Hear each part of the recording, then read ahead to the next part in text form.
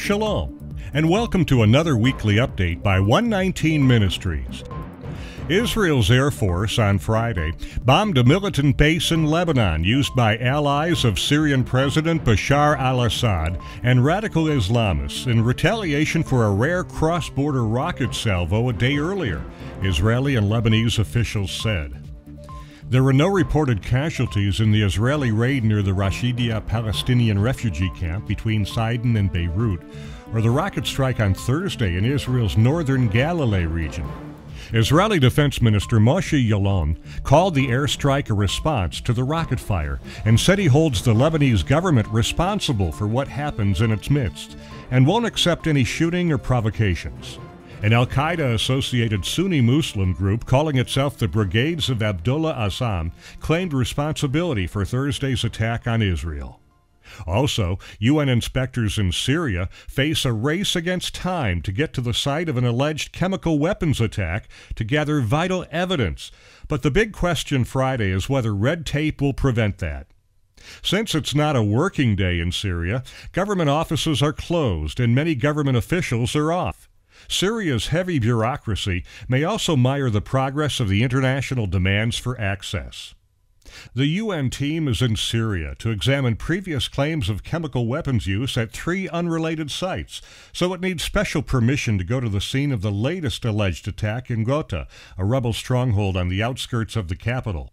The recent barrage of attacks on Christians in Egypt, including on members and churches of the nation's Coptic denomination, are of a scale unseen in modern times and being described as satanic, according to sources living in the country. The persecution watchdog group Open Doors USA says Egypt is engulfed in a furnace of fire and Christians are taking on the brunt force of the attacks.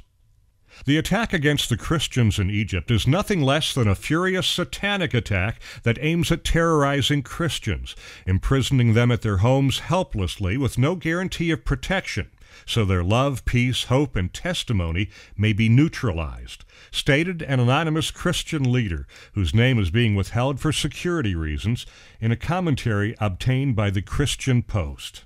We Christians of Egypt are facing a severe time of persecution and suffering that we may have not witnessed since the Roman times, the source explained. You can find out more on this subject at christianpost.com. 119 Ministries is pleased to offer you another free teaching for this Shabbat. As you may well know, anti-missionaries challenge Yeshua as our current head and high priest. There's nothing new under the sun. We find that in the time of Moses, those of Korah also challenged the head of Israel and high priest. The consequences were not pretty at all. Learn what the type of Korah has to do with today by watching The Return of Korah from 119 Ministries at testeverything.net. We have also just released these other free teachings: Ecclesia, Colossians 2, and Is the Law of Moses Difficult? We hope that this new teachings bless you and yours. Please visit our video teachings page at testeverything.net for more details on more free teachings. We have some upcoming teachings that have already been recorded and are in the editing phase. Some of these include Piece of Cake, Stand Strong, and The Titanic, plus several more. Please stay tuned as more teachings will be available next week. We thank you for your support in making all of this possible. As always, if you have any questions or comments, please contact us at info@119ministries.com. May Yah bless you and your house as you walk in the whole Word of God. This has been another 119 Update. Thanks for stopping by.